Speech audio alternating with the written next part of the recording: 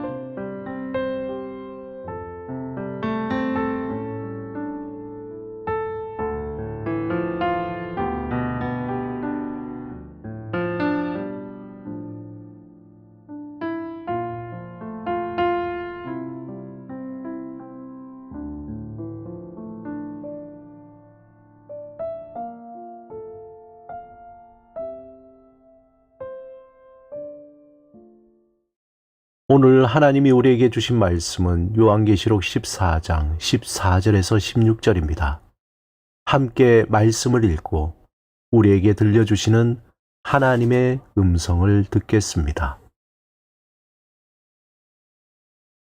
또 내가 보니 흰 구름이 있고 구름 위에 인자와 같은 이가 앉으셨는데 그 머리에는 금면류관이 있고 그 손에는 예리한 낯을 가졌더라.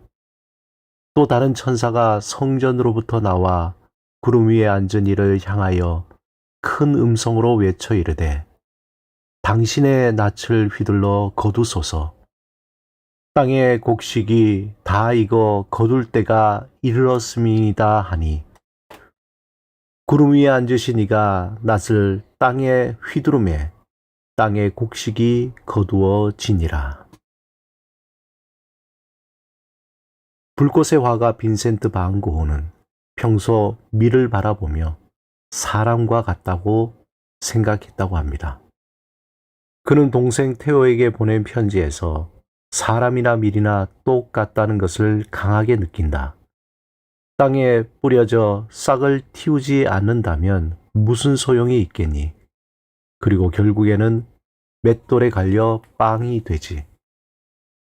수확하는 사람에게서 나는 죽음의 이미지를 본다. 인간도 그가 거둬들이고 있는 밀과 같다는 의미에서 말이다. 죽음에는 슬픔은 없다. 태양이 만물을 순수한 황금빛으로 적시고 있는 환한 대낮에 찾아오는 죽음이기 때문이다.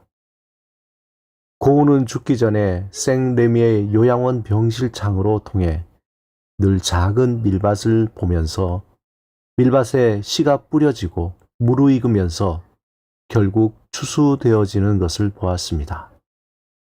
그 모습에서 인간이 태어나 자라고 죽음에 이르는 것을 상징한다고 생각했습니다.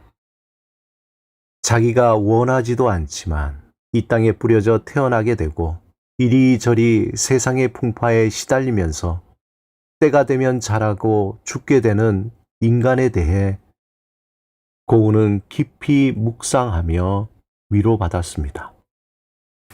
계시록 14장 14절에서 20절에 하나님이 요한에게 보여주시는 마지막 때 추수의 광경을 보여주십니다. 그 광경을 통해 지금은 악의 세력이 창궐하고 하나님의 정의와 공의가 불의에게 짓밟히고 패배하는 것처럼 보입니다. 하지만 장차 살아계신 하나님이 공의로 심판하신다는 것을 곡식을 거두는 상징으로 요한에게 보여주십니다. 이는 로마 제국에 대하여 그리고 앞으로 남은 역사에 있어서 하나님이 하시려는 일을 추수의 형상을 가지고 보여주신 것입니다. 먼저 본문 14절에 요한이 보니 흰 구름이 있고 그 위에 인자로 보이는 분이 구름을 타고 앉으셨습니다. 그의 머리에는 금으로 된 월계관이 있고 그의 손에는 예리한 낫이 있습니다. 그런데 또 다른 천사 하나가 성소에서 나오며 구름에 앉으신 분께 큰 소리로 부르짖습니다. 당신의 낫을 휘둘러 거두소서. 땅의 곡식이 다 익어 거둘 때가 이르렀음이니이다. 그러자 구름에 앉으신 분이 그의 낫을 땅으로 보내셨고 땅의 곡식이 거두어집니다.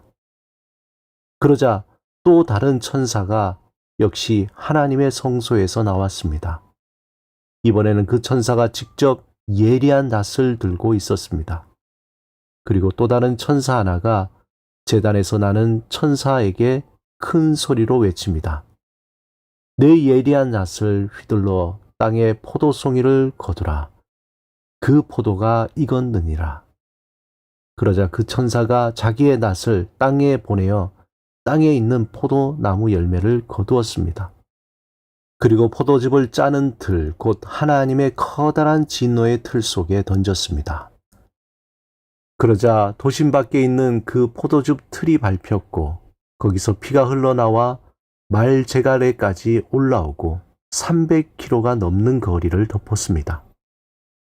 계시록 14장 14절에서 20절은 인류의 역사가 종잡을 수 없어 보여도 결국 하나님이 계획하신 대로 이루어짐을 상징적으로 보여줍니다. 하나님의 아들을 이 땅에 보내시고 대속의 어린 양으로 죽게 하시는 사건을 통해 그를 믿는 자들을 하나님의 백성으로 부르십니다. 또한 믿지 않는 자들을 벌하시고 멸망시키십니다. 하나님은 사랑이시지만 반면에 죄를 심판하시는 분이십니다. 포도 송이들을 포도즙 짜는 틀에 넣어 짓밟아 즙을 짜내듯이 악인들의 피를 짜내신다는 무서운 형상을 보여주셨습니다. 하나님의 준엄한 심판이 마지막 수학에 이루어지는 모습을 요한이 본 것입니다. 역사의 종말처럼 누구나 인간은 죽음이라는 종말을 맞이합니다. 인간은 이 땅에 어린아이로 옵니다. 모든 것을 부모로부터 공급받을 수밖에 없는 존재로 오게 됩니다. 이렇게 매우 무력한 존재로 태어나서 자라며 강해지는 것 같지만 결국 죽음이라는 문 앞에서 점점 무력한 존재로 되어 간다는 것입니다. 고린도후서 4장 16절에서 18절에 그러므로 우리가 낙심하지 아니하노니 우리의 겉사람은 낡아지나 우리의 속사람은 날로 새로워지도다. 우리가 잠시 받은 환난에 경한 것이 지극히 크고 영원한 영광에 중한 것을 우리에게 이루게 함이니 우리가 주목하는 것은 보이는 것이 아니요 보이지 않는 것이니 보이는 것은 잠깐이요 보이지 않는 것은 영원함이라. 잠깐 보이다 사라지는 안개와 같은 인생에서 마지막 수확날을 기다리는 밀밭처럼 영원하신 하나님을 전적으로 의지하며 살아가는 자가 가장 지혜로운 삶을 사는 자입니다. 우리의 삶이 이 땅에서 하나의 의미가 되기 위함은 얼마만큼 성취하였는가, 또 얼마만큼 영향력을 행사할 수 있는가, 그것이 아니라 얼마만큼 하나님을 향한 갈망과 열정이 있었는가입니다. 그러한 삶의 열정으로 오늘도 살아가시기를 바랍니다. 오늘 나눈 말씀을 잠시 생각하며 그 말씀이 나의 마음에 스며들어 삶의 자리에서 운행하기를 사모하며 잠시 묵상하겠습니다.